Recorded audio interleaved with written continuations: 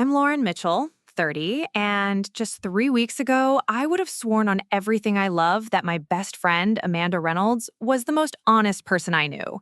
We'd been through everything together: bad breakups, job layoffs, family emergencies, and too many 2 a.m. phone calls to count. She was my person, my sister in everything but blood. Then I found out she was living a double life. And no, not in the she was cheating on her boyfriend kind of way. This goes so much deeper, more calculated, more disturbing. Before I get into the mess, let me know where you're watching from in the comments, and don't forget to like and subscribe, especially if you've ever had your trust shattered by someone you thought would never hurt you. It started with a package, a small, nondescript box left on my doorstep on a rainy Tuesday afternoon. No return address, just my name, handwritten in all caps. At first, I thought Amanda had ordered something for me. She was always doing sweet, thoughtful things like that, little surprises to cheer me up when work got stressful or when my dating life became its usual disaster. But when I opened the box, there was no note. Just a thick stack of printed papers, a flash drive, and a single post-it on top with 2 words: "You should know." I didn't even finish my coffee before I sat down at my kitchen table and started flipping through the pages. They were bank statements. Not mine, not Amanda's, at least not from any account I recognized. But then I saw the name at the top: Miranda Hughes. And the address? Somewhere in Miami. Amanda lived in Chicago, had always lived in Chicago. I blinked at the name. Miranda? What the hell? At first, I thought it was a mistake. Maybe someone had sent this to the wrong person. But something about the handwriting on the post-it felt intentional. So I plugged in the flash drive. It contained folders, dozens of them. Scanned IDs, photos, hotel reservations, flight itineraries, even dating profiles, all under different names but with one face: Amanda's. Only in half the pictures, she had red hair. In some, she wore glasses. In others, she dressed like she worked in finance. Pencil skirts, silk blouses, pearls. There was one selfie in front of a luxury yacht captioned, "Weekend off the coast with D." I knew that smile, knew that face, but I didn't know that life. My hands were trembling. I scrolled faster. My brain was trying to catch up with what I was seeing. There was one folder labeled simply Lorne. I clicked on it. Inside were screenshots, texts between me and Amanda, voice memos I sent her, photos I shared only privately, including one of me crying on my birthday last year after my mom bailed on dinner. I felt sick. Why would she save these? I called her, straight to voicemail. I texted, "Me. What the hell is going on? Call me." Me again. Now. No response. That night, I didn't sleep. I sat on my couch with the box in front of me, replaying every moment of our friendship through a new twisted lens. The trips we'd taken, the nights we stayed up talking about our childhoods, the day I told her my biggest secret, something I hadn't even told my therapist. Had she been collecting information on me this whole time? By morning, I had a plan. I wasn't going to confront her by phone. I needed to look her in the eye. I drove to her apartment. The front door was always locked, but I knew her code. She'd given it to me years ago, her birthday backwards. I pressed the buzzer. No answer. So I went in. And what I found there, it changed everything I thought I knew, not just about Amanda, but about myself. Amanda's apartment always smelled like eucalyptus and vanilla. She'd light candles even in the middle of summer, swearing it helped her focus. But that morning, the air was stale, still, wrong. Nothing looked immediately suspicious. Her throw blanket was folded neatly over the couch. The glass vase on the windowsill still held those fake peonies she'd bought last spring. A half-finished mug of tea sat on the kitchen counter, chamomile. But her bedroom door was ajar. I walked toward it, slowly, like my footsteps might wake something.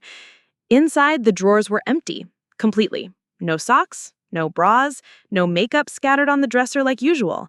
Her closet hung open with only wire hangers left behind, swinging slightly like someone had just brushed past them. That's when I knew she was gone. I stood in the middle of her room, heart pounding, trying to understand what I was seeing. She hadn't just stepped out. She had packed up and disappeared, vanished like a shadow pulling away at dawn. Her laptop, usually open on her desk, was missing. Same with the safe she kept under her bed. I only knew about the safe because we joked about it once. She told me she kept documents and dead ex's secrets in there. I laughed. She didn't. I opened every drawer, every cabinet. Nothing. The only trace she'd even lived there was a single photo on the fridge, one of the two of us in New Orleans 3 years ago. I reached for it with trembling hands. On the back, in Amanda's handwriting, it said, "Best weekend ever. Let's never let life make us strangers." Too late. I left her apartment in a fog, my stomach knotted and my mouth dry. I sat in my car for over an hour, trying to piece together what I was supposed to do next. Report her missing? Tell the police I got a mystery package suggesting my best friend was leading multiple lives? No, not yet.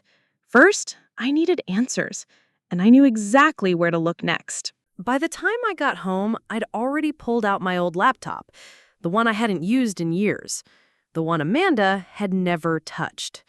I wasn't taking chances. I powered it on, found the flash drive, and opened the folders again. Miranda Hughes. That name came up again and again. In scanned leases, bank statements, a digital business card for a freelance branding consultant with an LA phone number. There was even a resume. Fake, but elaborate. She'd claimed to have worked for marketing agencies in New York, London, and Berlin. Amanda had never even been to Europe. I Googled Miranda Hughes. It didn't take long. There was a LinkedIn profile, recently updated, same headshot, red hair. Amanda, but polished, colder. Her current role? Private brand strategist for luxury clientele. I clicked on the link to her portfolio. The website was minimalist and professional. No phone number, just an email address and a contact form. So I filled it out. "Hi, Miranda. I'm looking for some private branding consultation and was referred by someone in the industry. Would love to meet in person if you're available. I'm in Miami next week. Coffee?" I figured if she had any kind of schedule or agenda under this name, she'd respond. I didn't expect her to bite. But she did. 4 hours later, I got a reply. "Hi, Lauren. Happy to hear from you. I'm booked most of next week, but could do this Thursday morning if that works.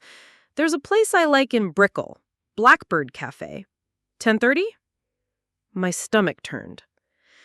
I stared at the message for a long time, reading and rereading it as if the letters might rearrange themselves into something less insane. Miranda, wanted to meet me, and she didn't even recognize my name.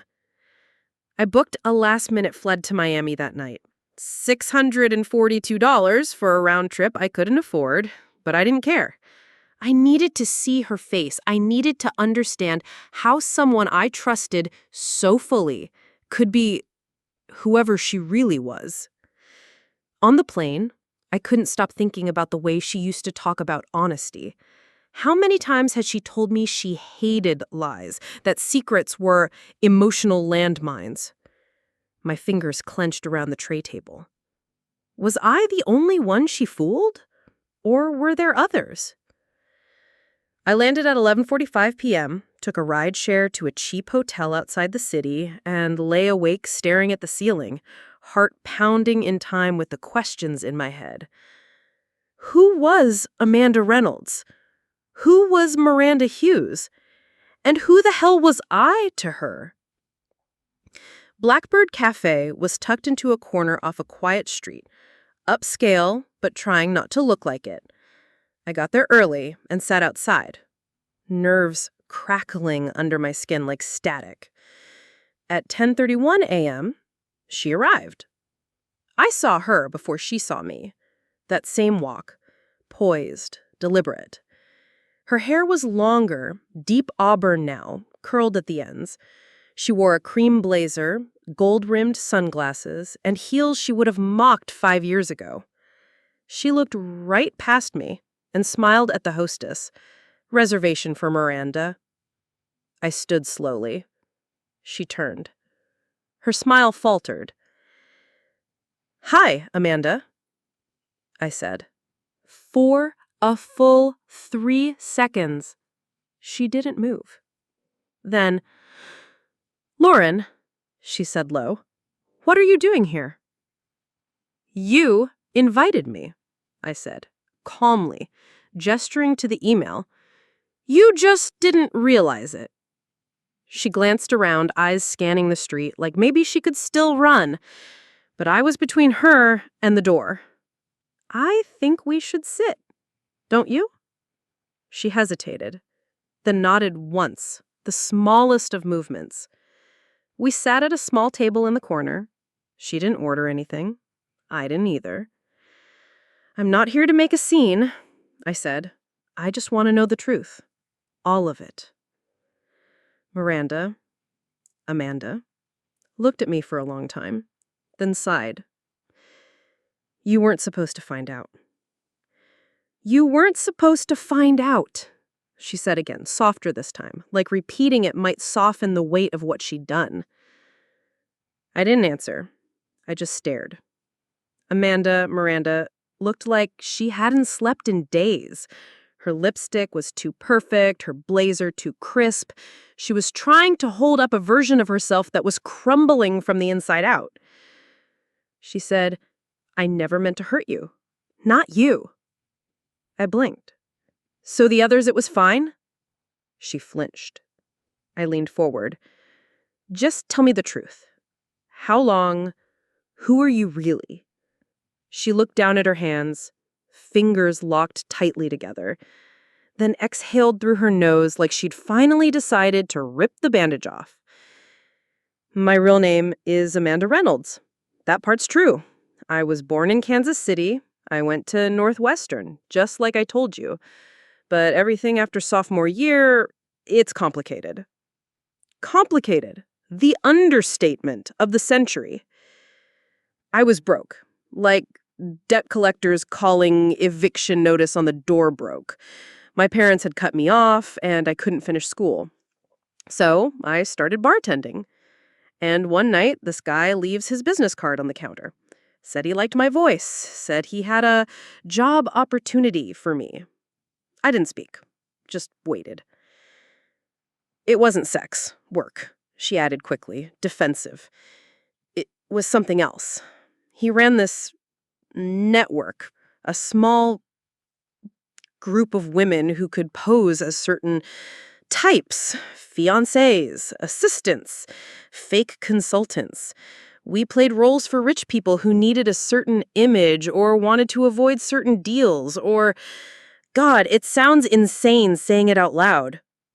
She wasn't wrong. "And you did that? For how long?" Amanda swallowed hard. "Too long." She looked out toward the street.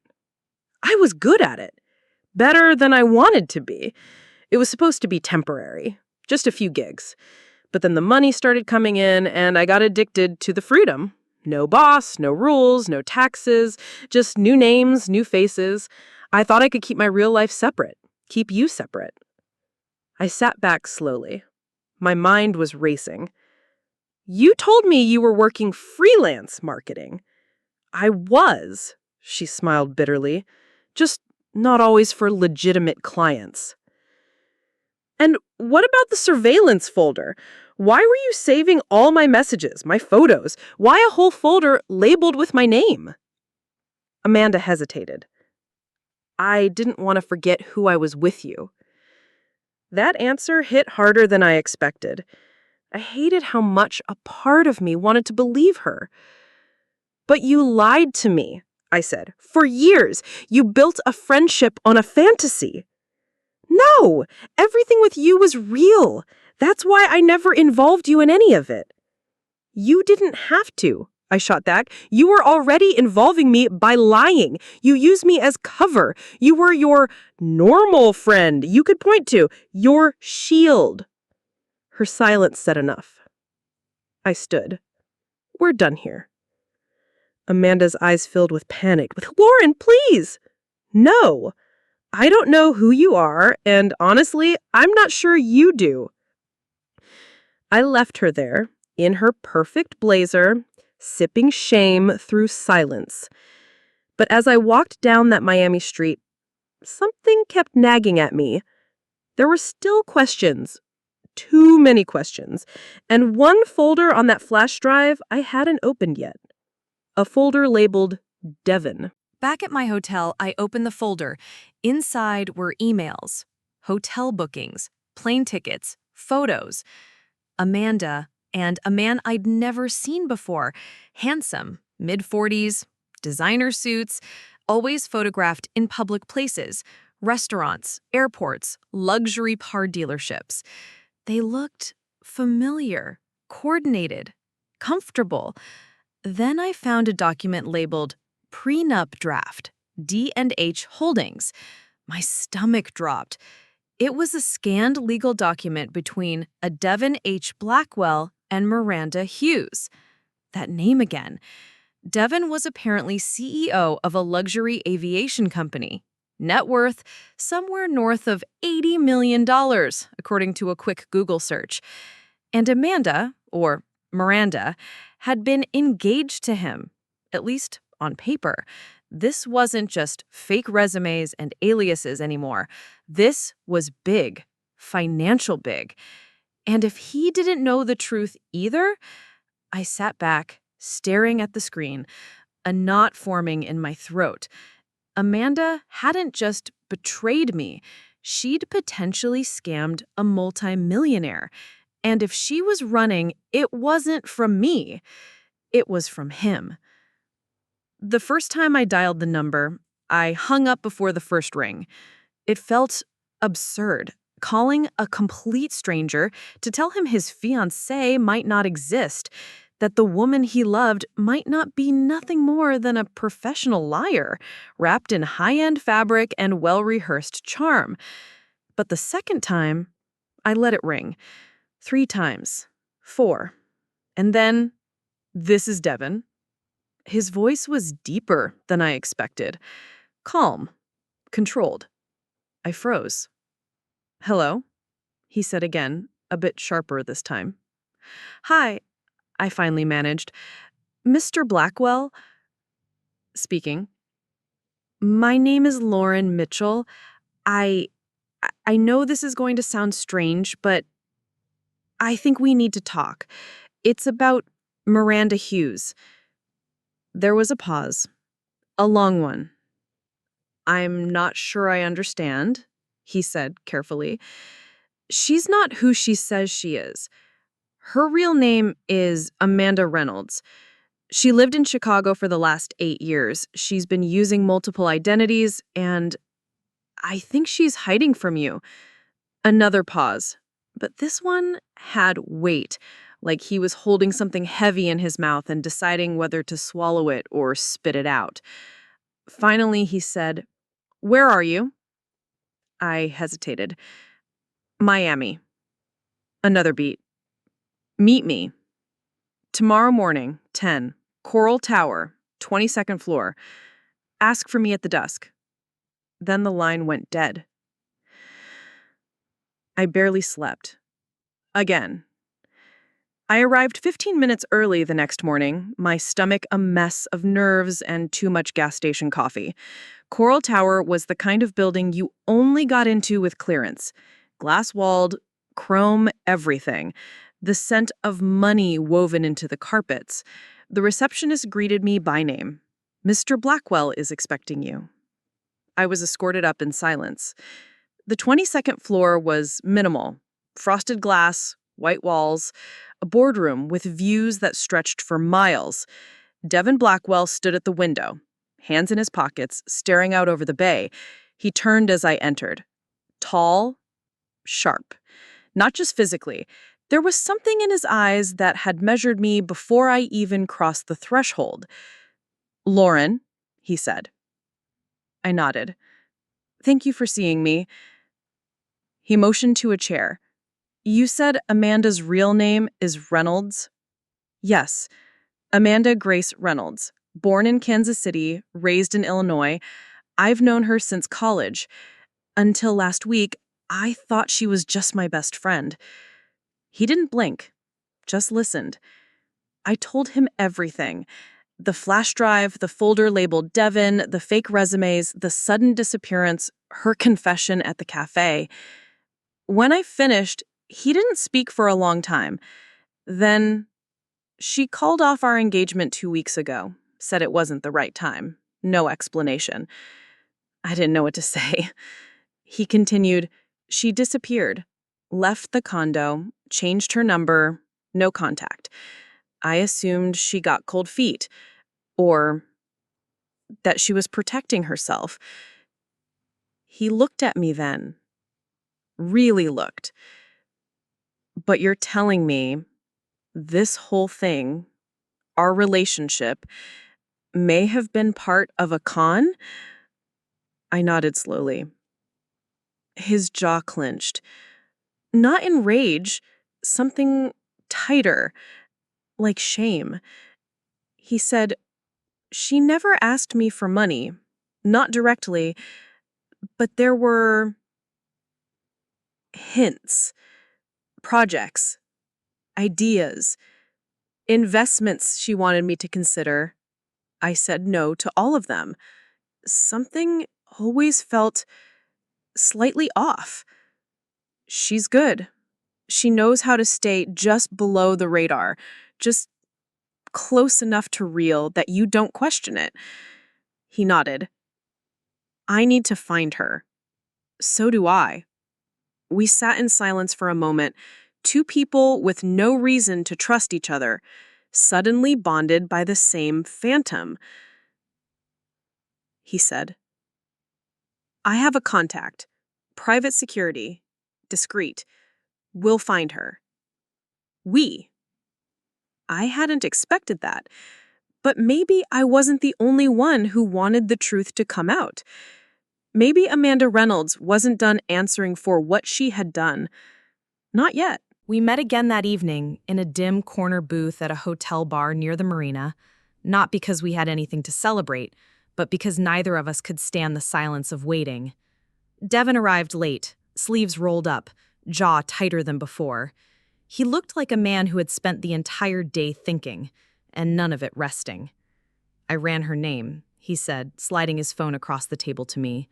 On it was a screen full of pulled records, aliases, expired passports, travel logs, even a brief stint working under a different identity at a real estate firm in Atlanta. She's done this before, he said, not just to me. I scrolled through the list. One name stood out, Nina Caldwell, a consulting firm in Seattle. The timestamp was from 2 years ago, the same time Amanda told me she was off the grid on a silent retreat in New Mexico. She had sent me postcards, photos of sunsets, quotes from Rumi, all fake. She changes names like shoes, I murmured. I thought I knew her. I thought she was the one person in my life who'd never lie to me. Devin gave me a long look. She lied to both of us, and she's still out there. I set the phone down. What now? She used her real passport to fly to Costa Rica 6 days ago, he said. Alone. No return flight booked. My stomach dropped. She's running. He nodded. And she's probably got help. A pause. Then, do you want in? I blinked. In what? I'm sending someone down there. A guy I trust. Former FBI, now private. But I want someone she won't see coming. Someone who knows her patterns, her tells. You want me to go? You said she was your best friend, Lauren. You're the only person she might actually talk to if she's cornered. I sat back, breath caught somewhere between fear and outrage. You want me to walk into whatever this is and hope she doesn't bolt again? I'll pay for everything, he said. Flights, hotel, security. You'll never be alone. You just have to be the face she doesn't expect. I stared at him. The offer was crazy. But so was everything that had led me here. Amanda had fractured something in me, and until I looked her in the eye, really looked, that crack would never close. All right, I said quietly, I'm in. And just like that, I was on my way to Costa Rica.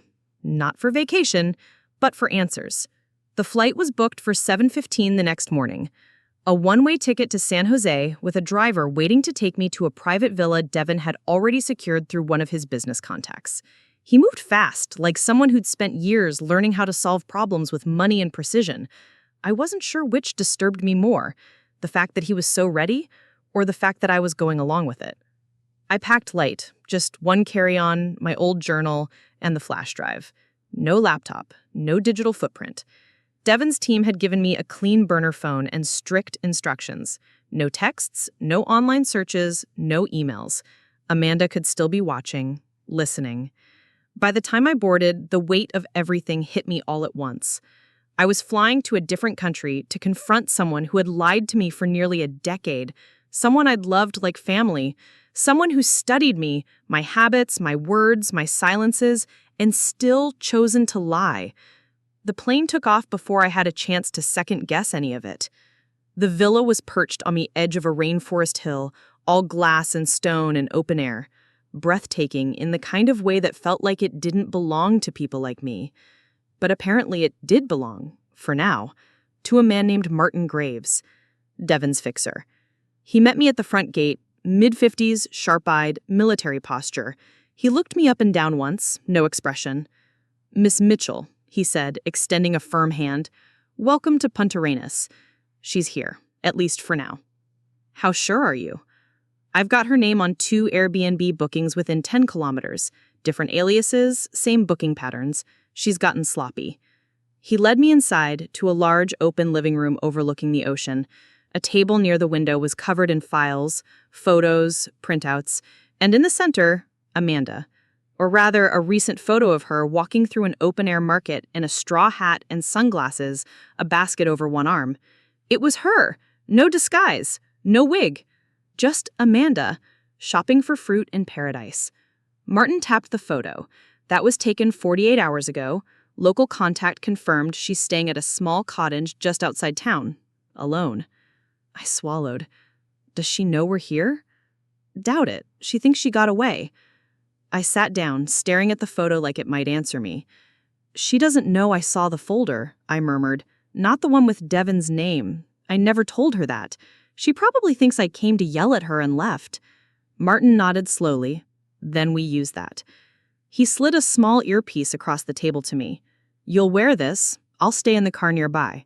If anything feels wrong, say the phrase we gave you. We'll pull you out immediately." "And if she runs?" "She won't. She still thinks you matter." That part stung. Still. The next morning, I stood outside a whitewashed cottage with flowering vines crawling up the sides, and my heart pounding like it wanted out of my chest. I knocked once, then again, and the door opened. There she was, Amanda. In linen shorts, barefaced, barefoot. She blinked twice like she was seeing a ghost. "Lauren?"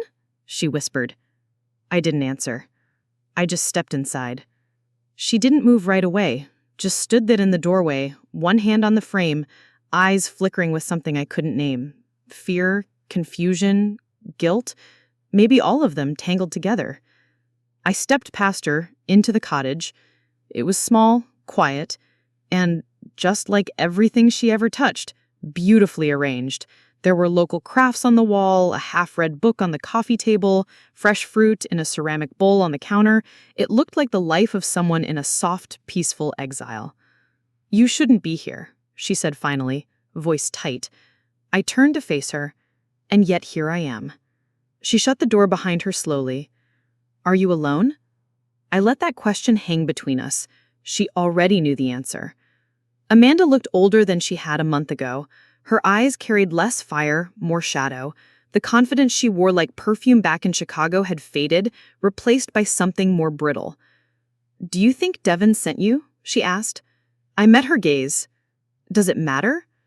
She exhaled and moved toward the table, sitting down like her knees couldn't carry the weight anymore. "You don't understand, Lauren."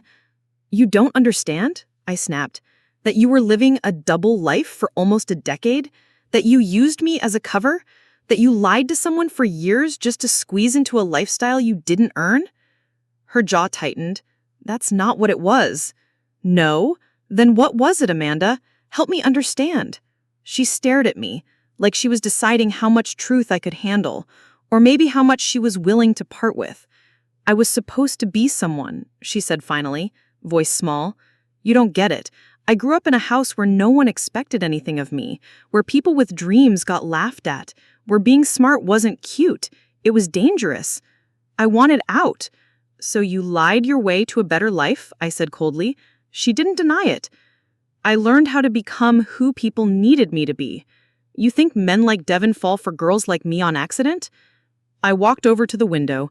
The sun was pouring through the vines, golden and warm. It made the whole thing feel surreal, like I was trapped in a movie I didn't audition for. "You know what hurts the most? It's not that you scammed a millionaire. It's that you looked me in the eye, year after year, and told me I was the only person who really knew me. You were." "Don't," I said sharply, turning around. "You don't get to say that anymore. You don't get to use my honesty as part of your lie." Silence stretched between us. Then, quietly, she said, "You came here to turn me in, didn't you?" I didn't answer. "I guess I should have run when I saw you at the cafe." "You still can," I said. "No one's stopping you. Not yet." She looked up at me. "What do you want from me, Lauren?" I didn't have an answer. Not yet. Not the real one. So I said the only true thing I could. "I want to understand how someone who knew me so well could still choose to betray me anyway." Amanda blinked slowly, "Because I thought I could have both. The lie and you." I swallowed hard. "Well, you can't. Not anymore." Behind my ear, I heard Martin's voice through the earpiece. "Keep her talking. We're almost ready." And just like that, everything shifted. Because the game wasn't over. Not even close. Amanda must have sensed it. The shift in my posture. The faint delay in my words. She narrowed her eyes, not accusing, but calculating. "How long have they been watching me?" she asked quietly. I stayed still. Amanda stood up slowly, her voice calm, but sharper now. Was this the plan? Lure me into a confession? Let me open up, then what? Devin sends a team to drag me back in cuffs? I didn't respond. But that was answer enough. She laughed once, low and bitter. "God, I really did screw up with you. I should have known you'd be the one to unravel everything." "I didn't want this," I said. "You gave me no choice." "I gave you years of truth," she snapped. "More truth than anyone else ever got from me. I gave you curated honesty. Truth that served you. Truth you could afford." She paced to the far side of the room, arms crossed tightly, breathing fast now. "Do you know what they'll do to me if Devin presses charges? Do you know what you've done to people?" I asked, finally stepping forward. "You pretended to be in love with him. You moved into his life, into his world, into his future, and you were never real with him. Not once." "That's not true," she said, but it came out too fast. From outside, there was movement.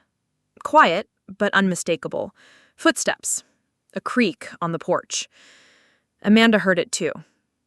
Her eyes darted toward the window, and I saw it happen the moment she decided. She ran. She bolted for the back door, and I shouted into the earpiece, "She's running, back exit, she's going out the rear." Martin's voice crackled back instantly. "Got eyes, move in." I chased her out into the sunlight, bare feet slamming against warm stone, the humid air catching in my lungs. She was fast, but not fast enough. She hit the edge of the property, about to slip into the brush, when two men stepped out of the trees. She froze. "Don't," one of them said, hands raised. "No one's here to hurt you." Amanda spun around, chest heaving, eyes wild. She looked at me, really looked, and I saw it. The truth. Unmasked. Not anger, not fear. Grief. For the life she built and burned down with her own hands. "I never meant for this," she whispered, her voice breaking. "I didn't think it would end like this." "You never thought it would end at all," I said. Martin stepped forward. Amanda Reynolds, you need to come with us. We're not law enforcement yet, but if you resist, we escalate. She looked down at her hands, then at the men, then at me. And then she nodded. No fight, no scream, no final lie. Just surrender. She was gone within the hour, escorted quietly into a black SUV with tinted windows, no cuffs, no spotlight. She didn't look back. Not once. I sat on the porch of that cottage until the sun began to dip behind the hills, until the quiet felt like a living thing, until my heart slowed down enough to realize it was over. Not just the chase, the friendship, the illusion of Amanda that I had kept in my heart like a sacred thing. That Amanda never truly existed. She was just one more mask in a drawer full of them. But what we shared, that had been real. At least, it had been for me. And maybe that's what made the betrayal so unforgivable. But the story wasn't finished. Because consequences were coming. For Amanda, for me, and for the people who never saw any of it coming. 2 weeks passed before I heard anything. The silence after Costa Rica was disorienting, like being dropped from the middle of a hurricane into a soundproof room. I flew back to Chicago alone. Devin didn't ride the same plane. Martin didn't say where they were taking her. All I knew was that Amanda was no longer in hiding, and that her fate was now tied to whatever evidence Devin and his legal team decided to pull together. I didn't ask for updates. I didn't want to know yet. I needed space, mental, emotional, spiritual space, to understand what the hell had just happened to my life. I went back to work like nothing had happened, walking into my office like I hadn't just hunted my best friend down in a foreign country and handed her over to someone she used to sleep beside. My coworkers welcomed me with polite smiles and a few, "How was your trips?" that I answered with the most generic lie I could manage. Relaxing. Much needed. That was my script. That and silence. I stopped checking social media. I avoided my old photos. I even unplugged the flash drive and put it in a drawer at the back of my desk, telling myself that I'd deal with it later. But the truth clung to me like a second skin. I carried it into every room. Sometimes I'd catch myself reaching for my phone to text Amanda. Muscle memory faster than thought. I'd scroll past an old message thread and feel like someone had died. In a way, someone had. And every time I heard laughter that sounded like hers, or smelled the same perfume she used to wear, Chanel No. 5, because of course it was, I'd be reminded of what I'd lost. Then the subpoena arrived. A plain envelope, delivered to my apartment via certified mail, stamped from a law firm in Miami. Inside, a request to appear as a witness in the case of Devin H. Blackwell versus Amanda G. Reynolds, formerly filed as a civil suit for fraud, breach of contract, and emotional damages totaling $3.8 million. There was also a line stating the matter had been referred for possible criminal prosecution by the Florida State Attorney's Office. I sat on the edge of my bed rereading the paperwork with trembling hands. $3.8 million. That was the price of the lie, according to Devin's lawyers. That's what he believed she had extracted or attempted to extract from him in material promises, emotional leverage, and calculated deception. It didn't surprise me. Devin was measured, strategic. If Amanda had been a storm, he was the system designed to contain it. I didn't call him. I didn't call anyone. Instead, I sat there for what felt like hours, trying to decide if I felt relief or guilt. The truth was, both. I had helped bring her down, but some part of me would always wonder if there was a version of this story where she came clean, told me the whole truth, and we found a way through it together. That fantasy, however naive, had been my last thread of hope. The subpoena severed it. The following week, I stood in a Miami courtroom under fluorescent lights, facing rows of unfamiliar faces, lawyers with silver cufflinks and reporters who smelled blood. Devin sat at the plaintiff's table, unreadable behind his designer suit. Amanda sat across the aisle, looking pale and paper-thin, in a modest black blazer I didn't recognize. Her hair was darker again, closer to its natural brown, pulled back into a low knot. Her eyes met mine only once, and in them I saw something terrifyingly human. Not remorse, not bitterness. Something more hollow, like she'd already accepted that she had lost everything and didn't believe there was anything left to fight for. When I was called to testify, I walked slowly to the stand. My voice didn't shake, my hands didn't tremble. I told the truth, every part of it, from the first friendship bracelet in college, to the first lie, to the box on my doorstep, to Costa Rica. I didn't embellish, I didn't dramatize, I just answered the questions. Did you consider her your best friend? Yes. Did she ever disclose any of her alternate identities to you before this year? No. Did she benefit materially from your friendship in any way? Not financially, I said, pausing. But she benefited from my trust. The lawyer raised an eyebrow. Could you elaborate? She used our friendship as a cover. I didn't know it at the time, but I was the proof of her normalcy. I was the person she could point to when she needed to reassure someone that she was grounded, real, stable. And because I believed her, other people did too. I think that was the whole point. There was silence after that. And I think that was the moment Amanda finally looked down.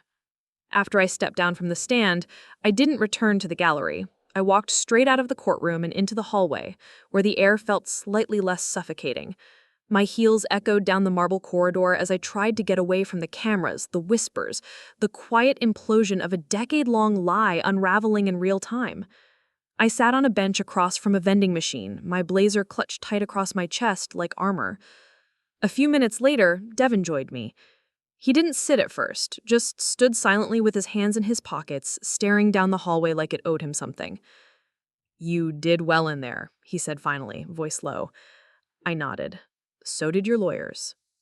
He let out a breath, not quite a sigh, but not neutral either. "She's not fighting the civil part. Her attorney hinted they're trying to avoid criminal charges altogether, settle out quietly if they can, make it disappear." I swallowed. "Can she?" "She might. I'm not sure how much I want that." I looked up at him. "Would you rather see her in prison?" He didn't answer immediately. "No, I'd rather she felt it. The weight of everything, the betrayal, the manipulation, the effort it took to lie so convincingly for so long. But she won't. Amanda always kept one layer of armor between herself and consequence." I knew exactly what he meant. She could cry on cue, apologize with perfect precision. She was fluent in regret, fluent in making people feel like they mattered, right up until she vanished into the next version of herself. She told me once that lying was easier when the people around you expected goodness. She wasn't just faking a life, she was faking us. That's the part I can't forgive. Devin finally looked down beside me, his elbows on his knees, his head bowed. "Do you regret it, helping me find her?" I shook my head slowly. "No, I regret needing to." We sat in silence after that, not because there was nothing to say, but because everything had already been said. The case resolved before the week was over. Amanda's legal team negotiated a settlement, an undisclosed sum, likely far less than what Devin's suit initially demanded, but enough to make a point. In exchange, criminal charges were dropped. She would not go to prison, but she would lose everything else: the money, the access, the trust, the version of herself she had spent years manufacturing, like a brand. Gone. I didn't see her after that day in court. Not in person. But a month later, I got a letter. Handwritten, no return address, just my name in familiar cursive on the envelope. I stared at it for a long time before opening it. "Lauren, I won't ask for forgiveness. You deserve more than that.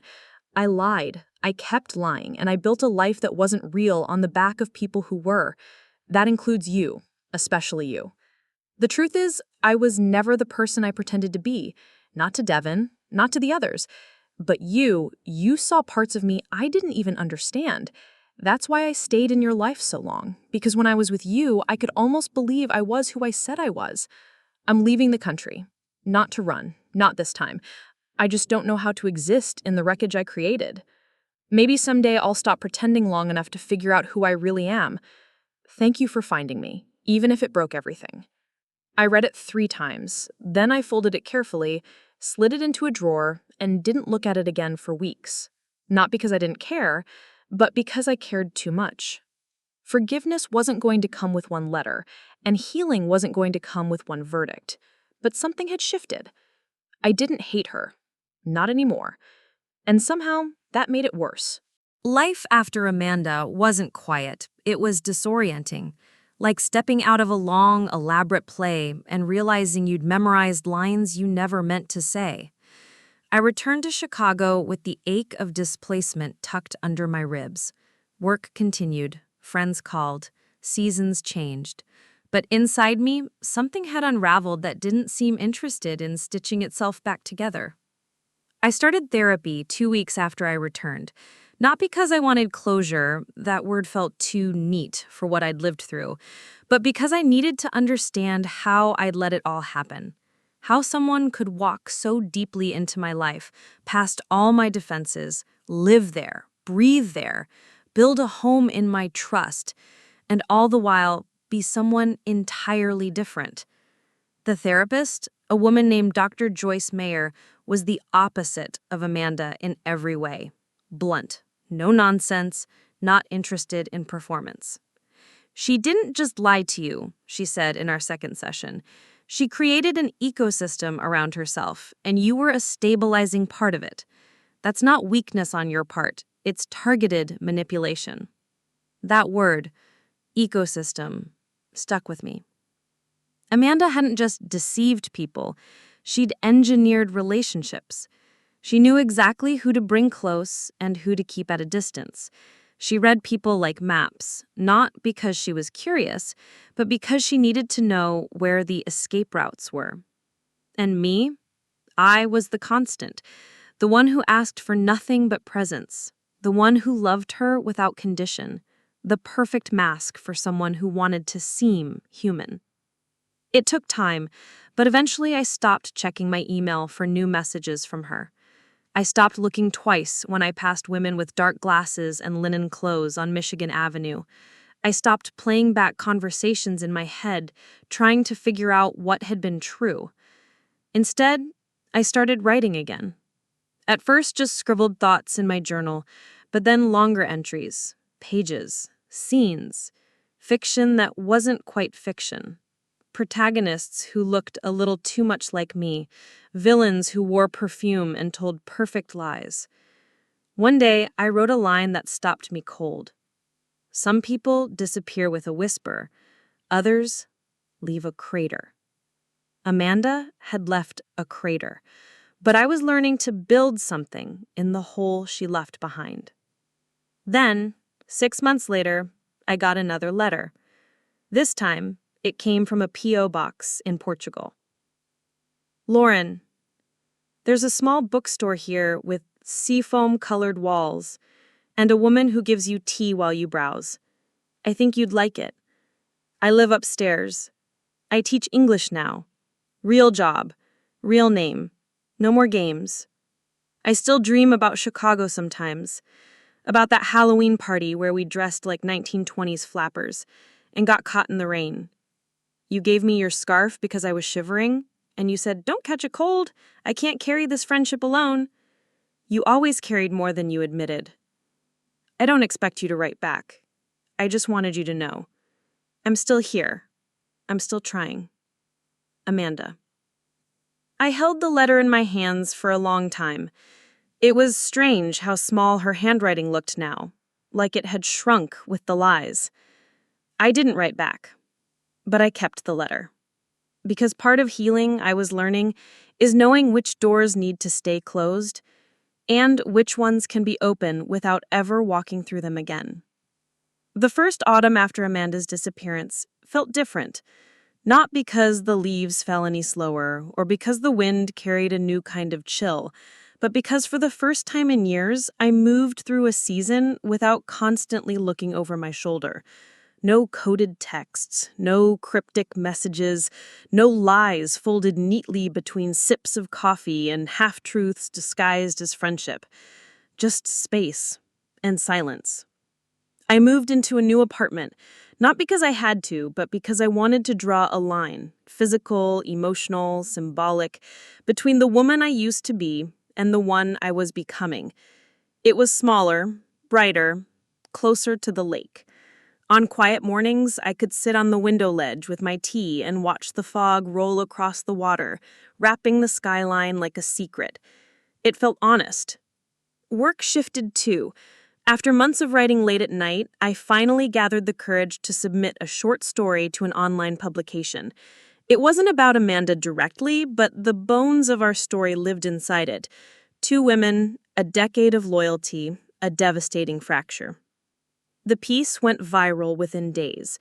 I started receiving emails from strangers across the country, people who had been conned, betrayed, manipulated by people they trusted most.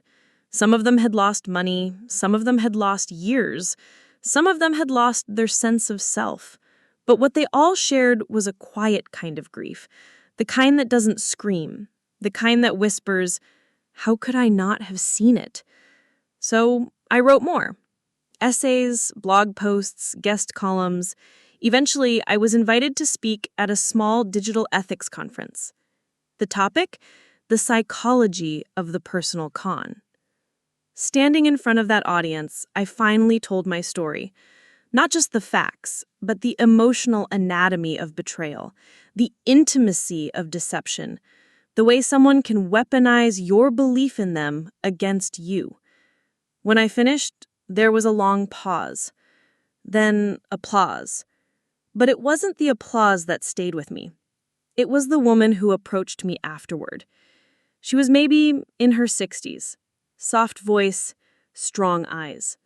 She held my hand a little longer than expected and said, "You gave words to something I thought only lived in my nightmares." That was the moment I realized I hadn't just survived Amanda. I had transformed, not in spite of the pain, but because of it.